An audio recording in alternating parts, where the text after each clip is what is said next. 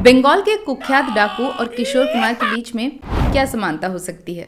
दोनों ही सिंगर थे और दोनों एक ही परिवार के थे। जी हाँ, किशोर कुमार के पूर्वज डाकू थे। नहीं, चलिए मेरी मत मानिए, उनके खुद के सगे भाई अशोक कुमार, उनसे सुन लीजिए। मेरे पिताजी कहते थे कि करीब 150 साल पहले बंगाल में हमारे पूर्वज डकैती करते थे। आज हम बात करें किशोर कुमार के पूर्वज की, जिनका नाम था रोघू डाकात। तो 18वीं सेंचुरी में जब इंडिया ब्रिटिशर्स के अधीन था, उस समय बंगाल में एक बहुत ही कुख्यात डाकू रहा करता था जिसका नाम था रोघू डाकात। वो बहुत ही इनफेमस हुआ करता था और बहुत ही डरावना।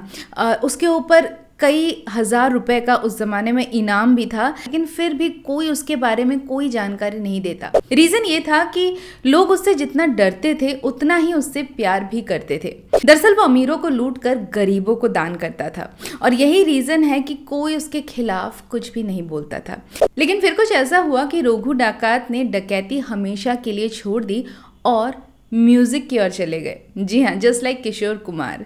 लेकिन ऑफ कोर्स किशोर कुमार तो उनके 200 साल बाद पैदा हुए, तो उनका तो इंस्पिरेशन नहीं रहे हैं। लेकिन यहाँ पर ये बहुत ही इंटरेस्टिंग स्टोरी है। एक बार रोघू डाकात डकैती करने के लिए जंगल में ताक लगाकर बैठे थे। उस जमाने में डकैत जंगलों में रहते थे और चूंकि ज्यादातर लोग जंगलों से गुजरते हुए सफर करते थे, तो कोई भी अगर सेठ या अमीर आदमी जंगल से गुजरता था तो उसे लूट लिया जाता था। तो ऐसे ही एक बार बंगाल के उस वक्त के एक फेमस सिंगर और पोएट राम प्रसाद सेन जंगल से गुजर रहे थे और उन्हें रोघू डाकात ने पकड़ लिया।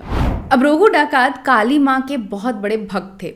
वो क्राइम करने से पहले काली माँ की पूजा करके डकैती करने जाते थे और किसी को भी बंधक बनाकर लूटने से पहले वो लेकर आते उनका जो सेटलमेंट था वहाँ पर, और काली माँ को पहले जो भी लूट का सामान ऑफर करते। तो रोघू डाकात राम प्रसाद सेन को बंधक बनाकर अपने सेटलमेंट में ले गए जहां पर वो काली मंदिर था। अब यहाँ पर राम प्रसाद सेन भी एक बहुत बड़े काली भक्त थे। अब राम प्रसाद सेन को पता था कि कुछ ही देर में उनकी मौत निश्चित है, तो मरने से पहले उन्होंने रोघू डाकात से एक आखिरी इच्छा जाहिर की। उन्होंने कहा कि मरने से पहले मैं एक गाना गाना चाहता हूँ, एक भजन गाना चाहता हूँ। आप भी काली भक्त हैं और मैं भी काली भक्त हूँ और यहाँ पर काली माँ की मूर्ति भी है, तो मरने से पहले मैं चाहता हूँ कि एक भजन मैं काली माँ के लिए गाऊँ। रोघू डाकात जो खुद काली माँ के भक्त थे, कैसे मना कर पाते? उन्होंने कहा ठीक है, चलो गा दो।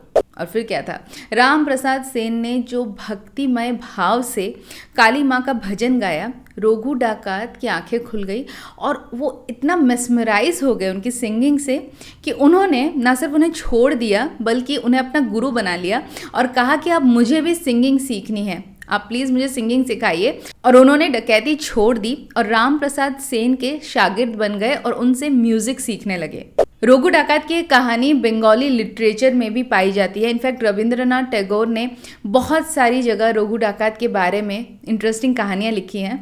और फिर 200 साल बाद 1967 में एक मूवी बनी थी जिसका नाम था हम दो डाकू, और ये फिल्म थी रोघू डाकात के बारे में, जिसमें एक्टर थे उसी रोघू डाकात की फैमिली के वंशज सिंगर और एक्टर आभास कुमार गांगुली, यानी कि किशोर कुमार। है ना इंटरेस्टिंग?